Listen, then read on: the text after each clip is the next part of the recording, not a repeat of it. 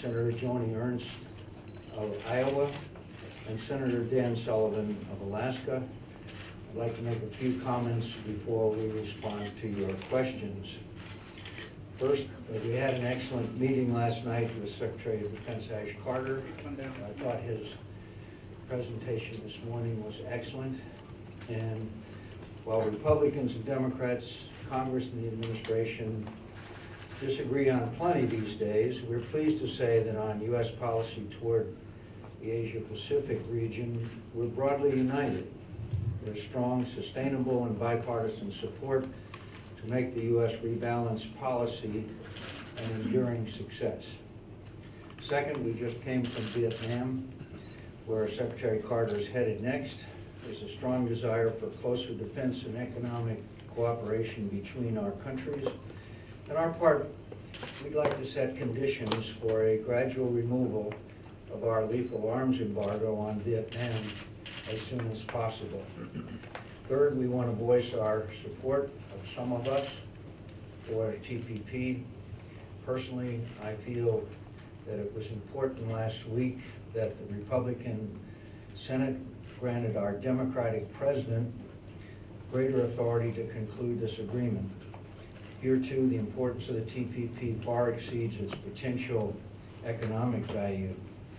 In my view, this agreement is of vital strategic importance to the United States and our partners. It can enhance U.S. leadership and credibility in Asia while expanding the values of political and economic openness.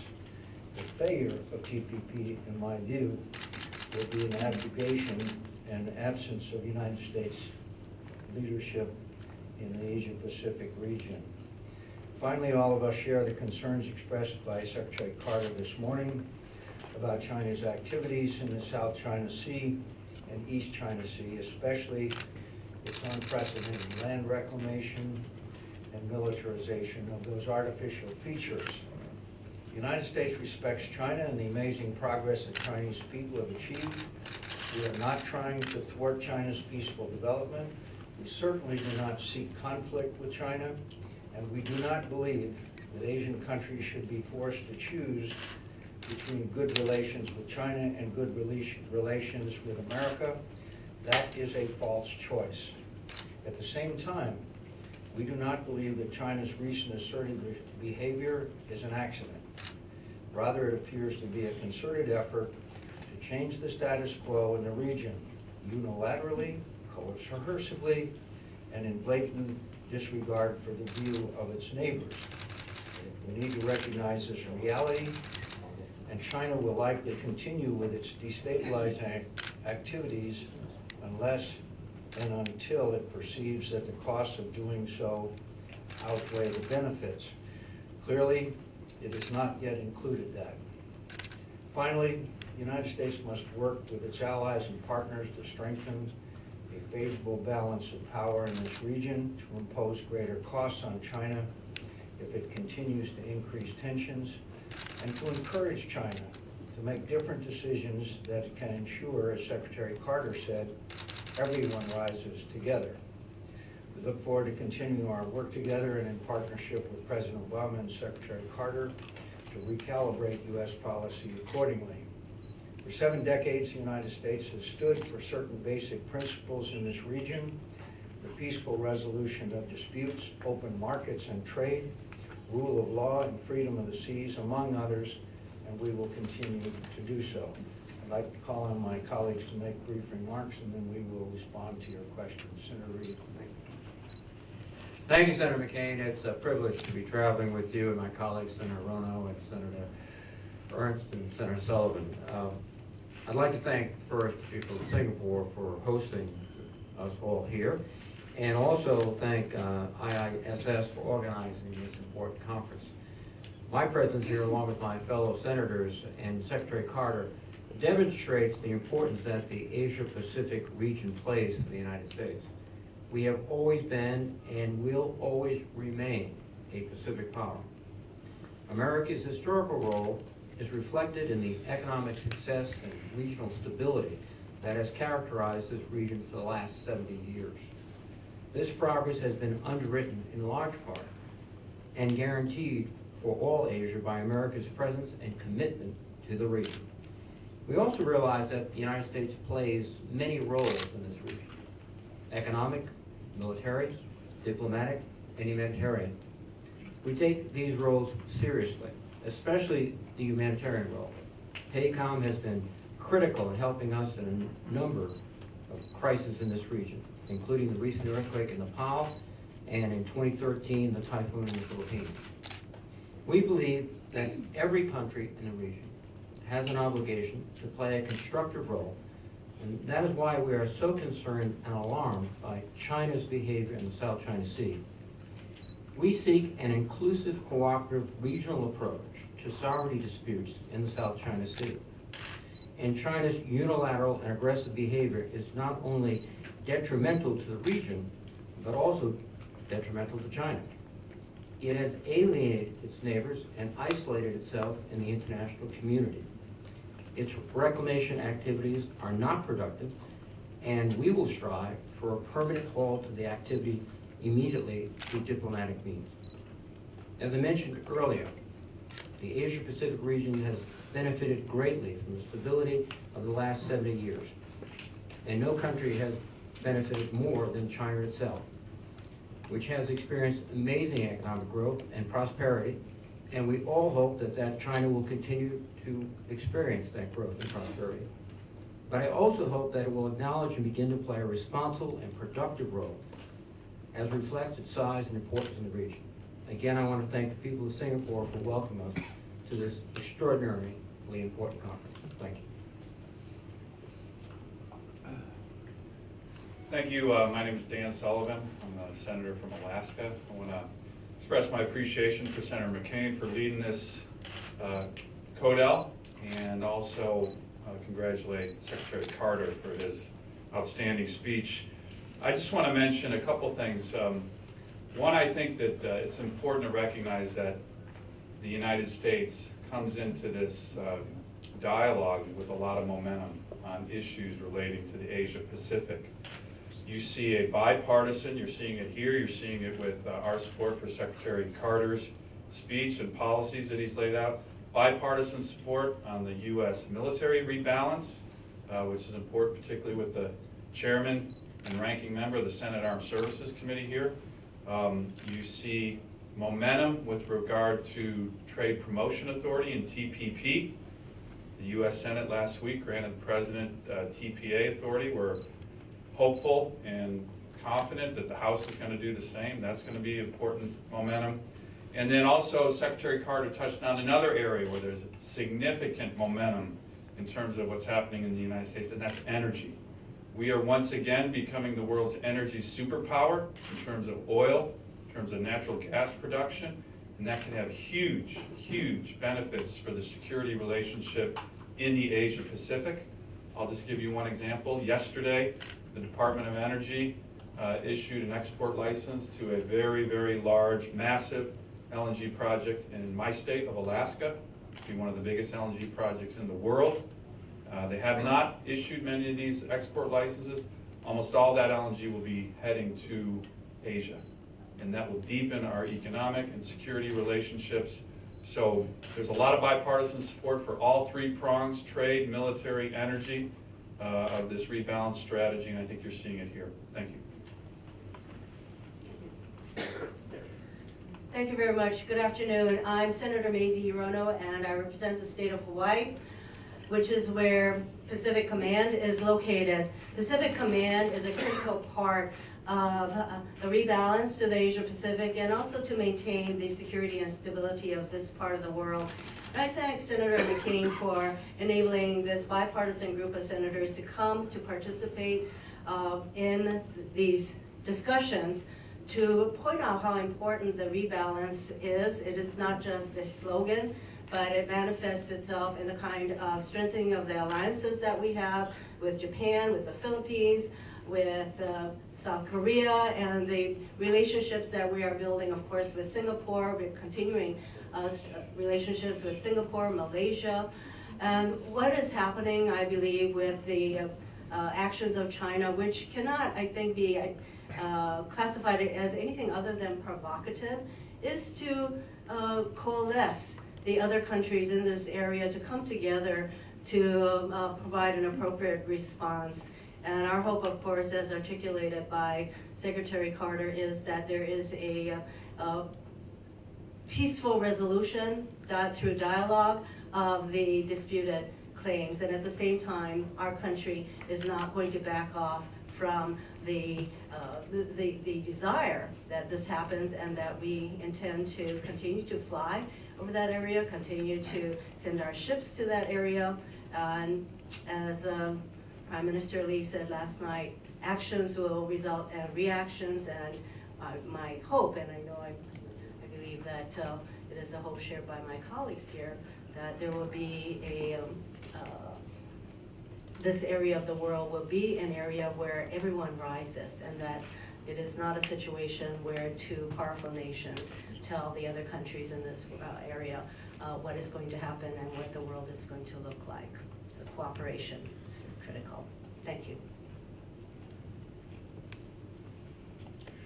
Thank you. I'm Senator Joni Ernst of Iowa, and I am very glad to be here today with Senator McCain, Secretary Carter, as well as the other members of our delegation today. You do see us standing together in a bipartisan manner to support the diplomatic efforts in this region, as well as discussions, as you saw this morning from Secretary Carter's speech, military discussions, economic discussions. We need to maintain stability throughout this region, and it is very much a partnership effort. You will have heard Secretary Carter mention over and over again that it is not a bilateral impediment between China and the United States, but a collaboration of many, many countries in this region working together for that economic stability, for the diplomatic relations. It is a collaboration, and we need to emphasize that over and over again. It is not about the United States controlling this region of the world. It is about partnerships, and that's why we are here today in a bipartisan manner, is to emphasize that we are working with those partners in this region. Something that is very important to me beyond our diplomatic relations, our military relations, but also our trade relations. I am a supporter of TPA and TPP, and I see this as a great opportunity for the United States and the partners in this region to further develop our trade relations. My home state of Iowa is a great exporter of many agricultural products, including pork, beef, feed grains, soybeans, corn, so many different products that are needed all around the globe. We continue to fuel and feed the world. I see this as a great opportunity for all of these nations to work together as we achieve those goals that will be set forward in TPP. So again, I want to thank everyone for joining us today. I want to thank the people of Singapore for allowing us to gather in this manner. I want to express my utmost support for the countries of this region, and also to thank the chairman for having us here today. So thank you very much. Let me I'd like to just add a couple of points. One is that Senator Reid and I wrote a letter to the Secretary of Defense saying that China should not be part of the RIMPAC exercise. We believe that that is now reinforced by recent information about China installing weaponry in the reclaimed area. We hope that China will not be invited to take part in the RIMPAC exercises. Senator Reid and I put into the Defense Authorization Bill a provision for $425 million to be devoted to helping nations in the region conduct exercises, acquire equipment, take various steps to increase their defensive capabilities.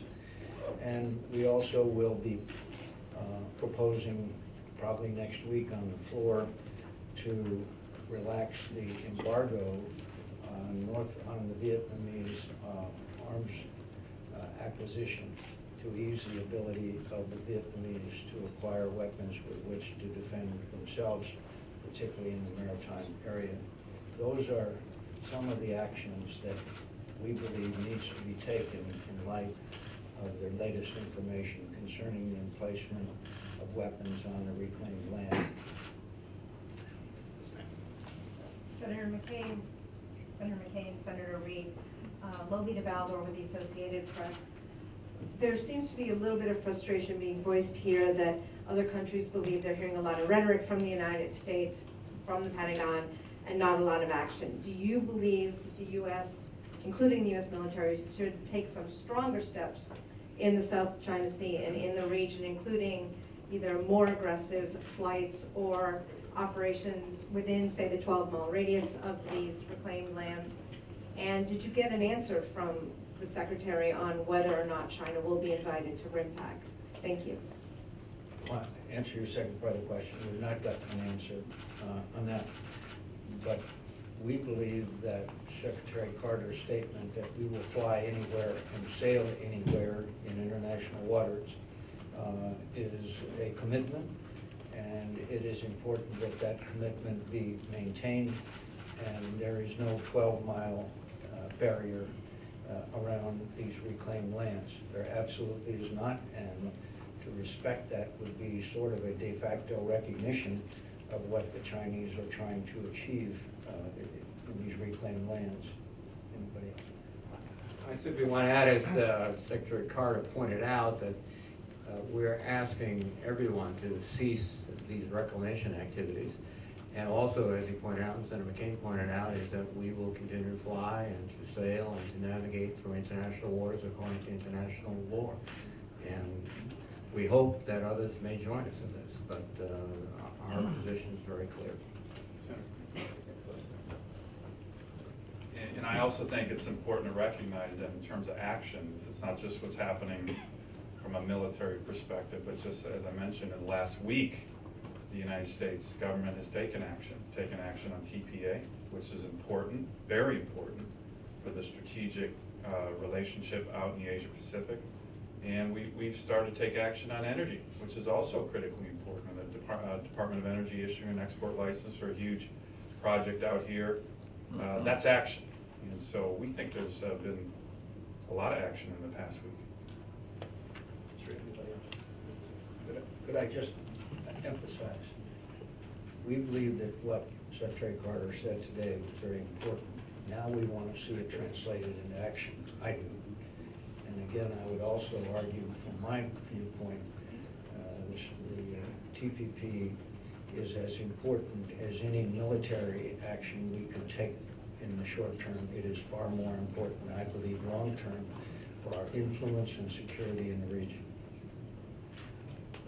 Time for this one question. Question for Senator McCain. I'm Sri Jagaraja from CNBC Asia. What is the risk of a miscalculation in the South China Sea that could lead to an outright conflict in the region and instability? And if I may, on North Korea, there are reports that it's now achieved submarine-launched ballistic missile capacity. Does that mean more or less engagement with Pyongyang? Thank you. On the second question, it is indeed disturbing. There's also reports of cooperation between Iran and North Korea. To say that there's a stable regime, to say that it is anything but an unstable regime in North Korea would be a misreading of a very temperamental, very unstable young man, rather rotund young man. And I think that we are not paying as much attention to North Korean behavior, particularly in their development of the nuclear capability, both the weapons themselves and the ability to deliver them. The first question was the Chance to escalation. The Chinese history is that they have taken advantage of situations, but at the end of the day, they have avoided outright confrontations. So I think that the Chinese behavior will be dictated to some degree by the solidarity that all nations in the region with American leadership show in a response to this latest really significant escalation. And I don't believe that China feels that it's in their interest to have a major confrontation, not only with the United States, but with all the other countries in the region. But there is a scenario, as you point out, where you could see a crisis situation, but I am guardedly optimistic that that can be avoided, particularly with a united ASEAN in partnership with the United States, showing the Chinese that this is not a productive exercise that they're engaged in. Could we do a couple more? Yeah.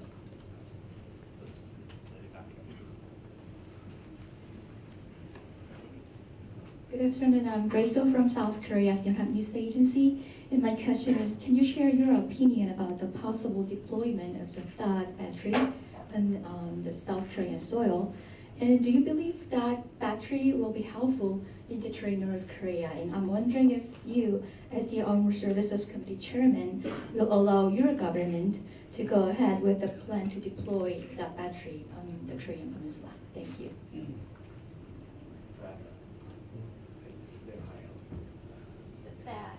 THAAD. Yeah, turn it up. The THAAD system is very effective and an excellent deterrent.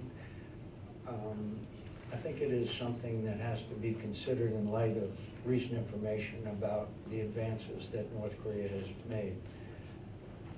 But right now, I think we should have congressional hearings. I think we should consult with the President and the Secretary of Defense before we make that decision. But there is no doubt that we have seen the North Koreans make significant advances in their capabilities as far as both the development and of the weapons themselves and the delivery systems. So just related to that, in the NDAA bill that the chairman and ranking member and all of us worked on, there was a significant plus up to the president's request on missile defense for the United States in large measure, because I think, again, a bipartisan majority on the Senate Armed Services recognizes there's increasing threats, like with regard to North Korea. So the addition of almost $400 million in addition to the president's request for missile defense was part of the NDAA authorization. Thanks. Senator McCain, David Lynch with Bloomberg. Could you elaborate a little bit on your remarks about the action you plan to take next week on lifting the arms embargo on Vietnam? Would that end the prohibition of lethal arms? What sort of systems would you like the U.S. to sell? The systems I would like for us to sell are any weapon system that is not directly related to the ability to abuse human rights. In other words, the kind of weaponry that would be a crowd control or a use to harm individuals. That would be certain types of light weapons. But what we would like to see is for them to have a greater capability maritime-wise, which we did last year. We lifted, as you know, the embargo on maritime weapons, and now we'd like to have them have greater capability, particularly in weapons that are defensive in nature, that could be used in case of a crisis situation between between Vietnam and China, Go ahead. Hi, Senator McCain, Jack Ward from Channel News Asia. I wanted to pick up on your comments about South China Sea. You said that China's will continue along this course of action until the costs outweigh the benefits. I wonder what you meant by that and what kind of scenario that would occur. I mean, solidarity between ASEAN nations in face of this behavior. I mean, giving greater capabilities, as we are in the defense bill, for nations to work together, to acquire weapons, to strategize, and to show the Chinese that they will take whatever action they are capable of taking actions, particularly in the maritime area. We know that the Philippines are heavily involved, for example. Philippines have very little maritime capability. Let's assist them in developing that capability. If ASEAN, everyone credits the Chinese with seeing around the corner of history, and they take the long view, and we keep hearing that over and over. Their actions have united the countries in the region in a way that was unheard of a short time ago. They're making a serious mistake with these actions. And I believe that in this day and age of communication and opinion, that they are alienating a large amount of opinion in this part of the world, and that matters because governments, democratic governments in the region react to their public opinion. And again, I am not predicting a conflict with China. I am predicting that you will see a degree and must see a degree of solidarity, and there are many ways, diplomatic, economic, many other ways that these countries can respond to what is a blatant violation of international law. Works.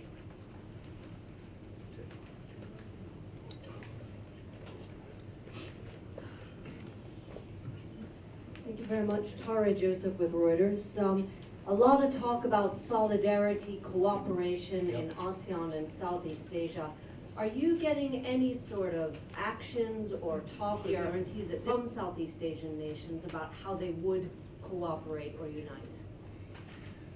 Well, I think we're getting lots of information, not necessarily here, but in our other travels and other information, that this has alarmed countries in the region in a way that is unprecedented.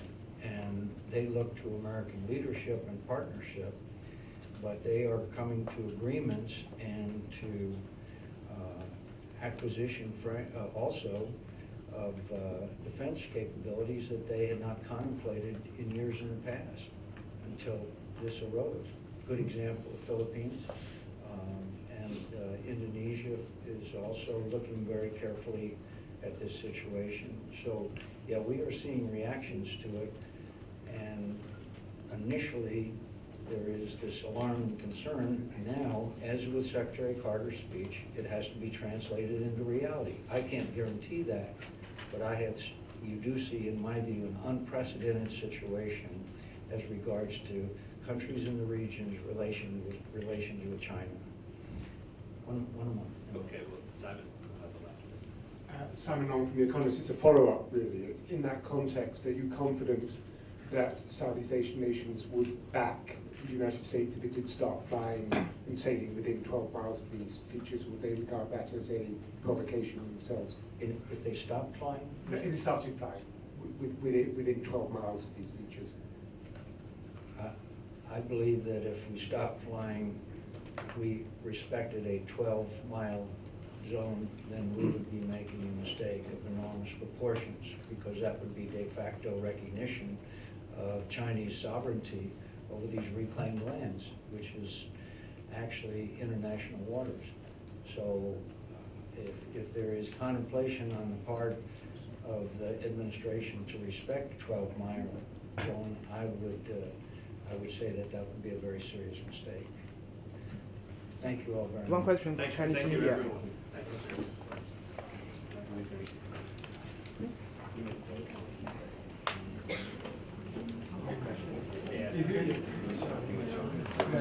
Yeah.